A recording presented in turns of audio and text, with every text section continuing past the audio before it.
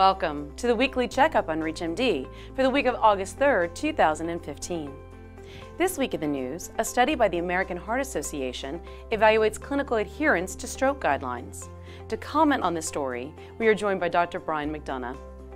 Thanks, Sherry. I think it's really important that physicians understand the importance of appropriate use of clot-busting drugs.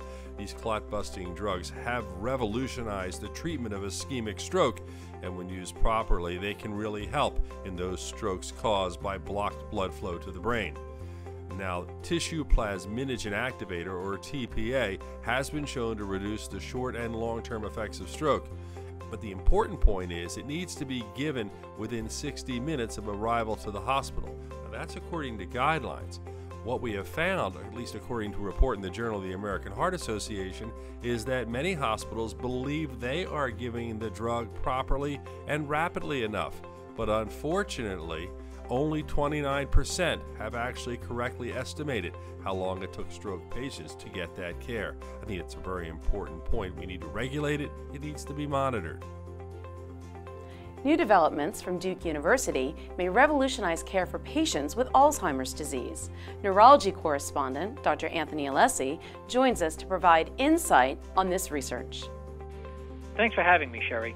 I think this is a very important study because it supports the theory that inflammation is a very active cause and potential cause for Alzheimer's disease.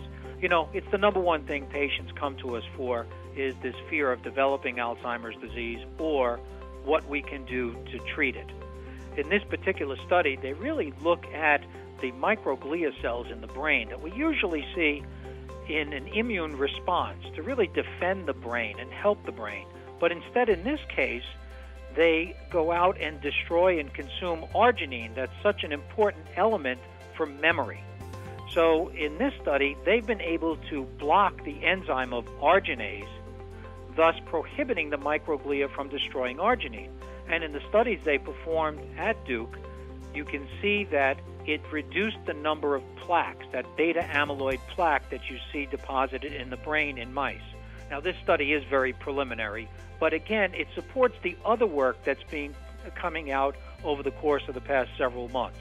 So I think it's very promising and will hopefully eventually lead us to a treatment for Alzheimer's disease. Kicking off this week's ReachMD lineup, Lipid Luminations details how to address selective cardiac health issues prevalent in African American patients.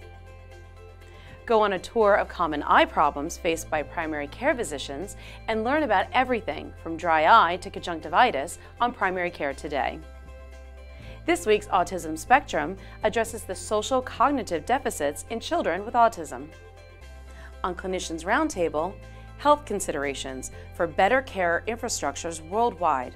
We'll look at the challenges and progress toward providing improved education, research, and training overseas.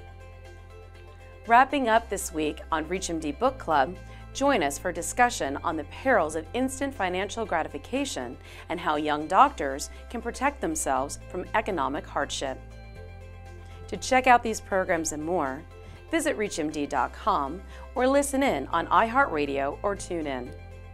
I'm Sherry Neely for ReachMD, inviting you to be part of the knowledge.